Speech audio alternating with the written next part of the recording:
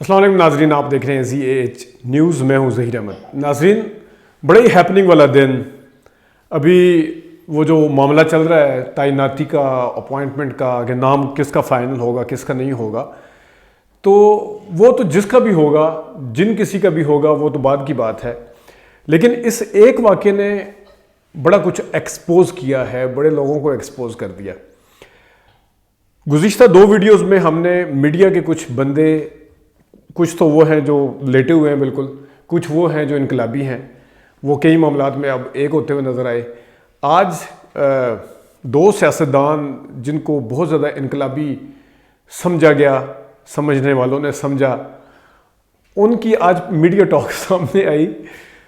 पहले मरीम साहिबा की बात कर लेते हैं, फिर मौलाना साहब की भी बात कर लेते हैं, और एंड पे हम दोबारा से मीडिया के कुछ बंदों की भी बात करेंगे। मरीम साहिबा, जो कि पिछली, अगर उनकी आपको मीडिया टॉक याद होगी, जो ये कहती थी कि बच्चों का कोई काम नहीं है, बच्चे बीच में से हट जाएं, ये 2 पता नहीं ये है इदारे हैं और इदारे कब्ज़ा जमा के बैठे हुए हैं, आज आप बीच में से हट जाए, आपका क्या लेना देना, आप ये करें वो करें। उन्होंने आज इतनी खूबसूरती के साथ उनकी तर्जमानी की है। वो जो मुदाखलत होती थी और वो जो बयानिया था, वो जो सियासत के अंदर बीच में आने वाली बात थी, और वो जो कठपुतली था पता नहीं क्या, वो एक एक चीज़ को खुद अपनी चीज़ों को उन्होंने अपनी एक एक बात से निगेट किया, उसको उड़ा के रख दिया। पहले नंबर पे बयानिया को उड़ाया। वो जो कहा जाता था कि वज़ीर-ए-आज़म का फ़लाँ सवाबदीद है, उसका हक़ है, उसका इख्तियार है, उसका इस्तेहकाक है, सिविल सुप्रीमेसी की बात होती थी। आज बातें क्या हुई हैं? आज बातें ये हुई हैं कि इदारों के बीच में आपने वो करके रख दिया है, आप उनके मामलात में दखल दे रहे हैं, आप पता नहीं तैनाती नहीं कर रहे। कोई जंतर मंतर की बात हुई, जंतर मंतर के ऊपर भी आते हैं, जो आज फिर मीडिया में जंतर मंतर और जिनों के साथ और पता नहीं किस चीज़ के साथ वो जो सिलेक्शन होती है, वो उसके ऊपर बात हुई, उसके ऊपर भी आते हैं। लेकिन वो जो एक बयानिया जिसको कहा जाता था, और आज एक खौफ महसूस हुआ है। खौफ ये हुआ कि ये तो कहीं इमरान खान की एक मूव जो है वो तो हमें बिल्कुल फारिग करके रख देगी। अच्छा, बिलफर्ज जनरल नदीम बनते हैं, फिर तो चले एक बात है। अगर कोई और बन जाता है, फ़र्ज़ कर लें कोई और बन जाता है, फिर इनकी सियासत क्या होगी? क्योंकि इमरान खान तो वो काम करेंगे जो ये 40 साल से शोर डालते आ रहे हैं, वो वज़ीर-ए-आज़म होते हुए वो काम कर देंगे।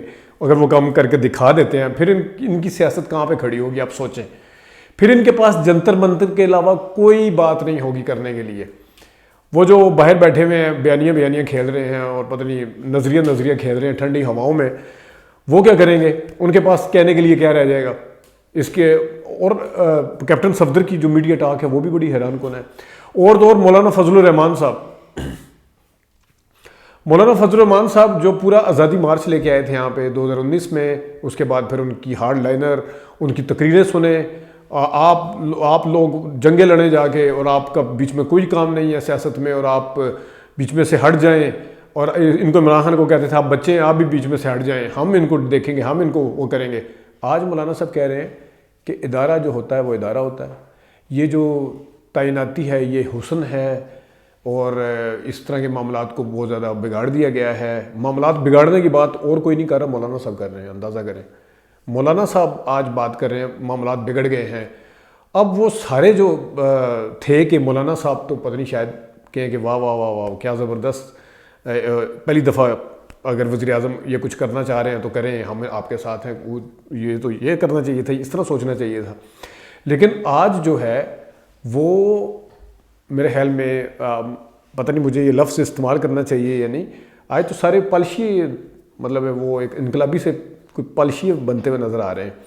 और जो हमारा मीडिया का हाल है, और जो हमारे व्लॉगर्स यूट्यूबर्स का हाल है, वो ऐसी स्टोरी सुना रहे हैं जिस तरह वो नीचे कुर्सी के नीचे बैठे हुए थे, जिस तरह पता नहीं वो आर्मी चीफ़ के साथ झगड़ा हो गया पता नहीं इमरान खान का, और पता नहीं उन्होंने कहा जी ये नहीं होगा, इन्होंने कहा वो नहीं होगा, ये ख़त्म हो जाएगा सारा कुछ। और जो यानी कि वन साइड की स्टोरी अगर किसी ने उनको बताई है तो वो ला के बता रहे हैं। और अगर बिलफर्ज अगर जनरल नदीम नहीं बनते, बिलफर्ज फ़र्ज कर लें, तो वो जो कह रहे हैं कि जनरल नदीम ही बनेंगे, हर सूरत में वो ही बनेंगे, تو وہ پھر کیسے آگے بتائیں گے, کیسے فیس کریں گے اس کو, اتنی بڑی پیشن گوئیاں کرنے کے بعد یا اپنے بڑے تگڑے قسم کے جو تجزیے ہیں وہ دینے کے بعد وہ کیسے اس تمام چیزوں کا ایک سامنا کریں گے. ٹی وی کے اوپر بھی آپ دیکھ لیں, وہاں پہ یہ صورتحال چل رہی ہے. وہ جو کہہ رہے تھے کہ کچھ بھی نہیں ہے, وہ بیچارے اب کچھ نہ کچھ کہتے پھر رہے ہیں کہ نہیں کچھ ہے, لیکن معاملہ طے ہو جائے گا, یہ تسلی رکھیں گے طے ہو جائے گا. طے تو ہو ہی جائے گا, لیکن معاملہ تو بگڑا نا. آپ کی تو جو وہ پانی پھیرنے والی جو تھی اوپر, یا مٹی ڈالنے والی جو بات تھی, یا کہ ایسا کچھ بھی نہیں ہے, اس امپریشن کو ختم کرنے والی یا اس پرسیپشن کو ختم کرنے والی بات تھی, وہ تو ختم ہو گئی. اس کے اوپر اب آپ کیا کہیں گے؟ اور جو دوسری سائڈ والے ہیں وہ کچھ نے تو آج جو ذاتی نوعیت کی بات کی, میں جنتر منتر کے اوپر آتا ہوں. بڑی خواتین کے حوالے سے میرے خیال میں مریم نواز شریف صاحبہ کے بیانات آ جاتے ہیں, اخلاقیات کے حوالے سے, پرسنل معاملات کے حوالے سے آ جاتے ہیں, کبھی کس کے حوالے سے آ جاتے ہیں. لیکن اصل جو ہے نا, وہ اصل انسان غصے میں پہچانا جاتا ہے. کس طریقے سے انہوں نے ذاتی نوعیت پہ جا کے بی بی صاحبہ کے اوپر کوئی حملے کیے, کوئی عمران خان کی ذاتی جو ہیں جو بھی ان کے معاملات ہیں وہ اس کے اوپر حملے کیے. ویسے تو بڑے بڑے جو لبرلز ہیں وہ یہ کہتے ہیں کہ مذہب جو ہے وہ انسان کا ذاتی معاملہ ہوتا ہے, لیکن اس معاملات میں وہ بھی بیچ میں مجھے تو رائٹ ونگ پہ نظر آئے ہیں, یا وہ مذہبی ان سے زیادہ اس ٹائم مذہبی کوئی نظر نہیں آ رہا کہ نہیں وہ جنتر منتر کچھ نہیں ہوتا, وہ جنات بھی کچھ نہیں ہوتے. وہ اس طرح پتہ چلتا ہے جس طرح کوئی پتہ نہیں کوئی مولوی تقریر کر رہا ہے, کوئی لبرل نہیں بول رہا. اس طریقے سے اس ٹائم ان کو اتنی تکلیف, پیٹ کے اندر درد اٹھا ہوا ہے مذہب کا بھی. اگر کوئی اس طرح کا معاملہ ہے, اس کے کوئی ثبوت نہیں ہے, اگر کچھ ہے وہ واقعی ان کا ذاتی معاملہ ہو سکتا ہے, اگر وہ ان کا وہ جو کچھ بھی کرتے ہیں وہ, لیکن بہرحال پیپرز کے اوپر آئینی طور پہ اور قانونی طور پہ وہ اختیار ہے.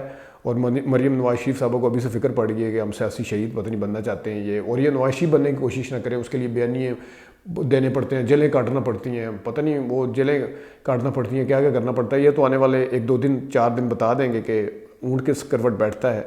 لیکن اگر